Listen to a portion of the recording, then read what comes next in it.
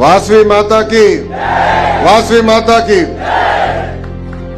ఈ సమావేశానికి పెద్ద ఎత్తున విచ్చేసిన ఆర్య వైశ్య సోదరులందరికీ పేరు పేరున నా హృదయపూర్వక నమస్కారాలు.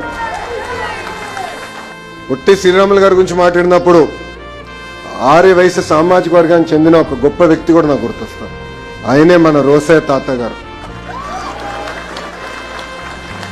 రోసయ్య తాత ఎప్పుడైతే గవర్నర్ అయ్యారో కనీసం సంవత్సరానికి ఒకసారి ఆయనతో మాట్లాడేవారు.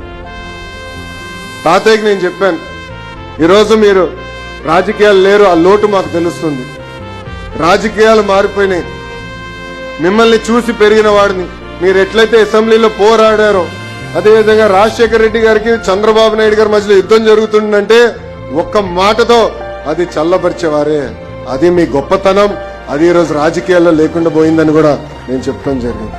ఇట్లా చాలా మంది రాష్ట్రం కోసం పనిచేస్తున్న వారు, వాళ్ళందరినీ మనం గుర్తు చేసుకోవాల్సిన అవసరం ఉంది.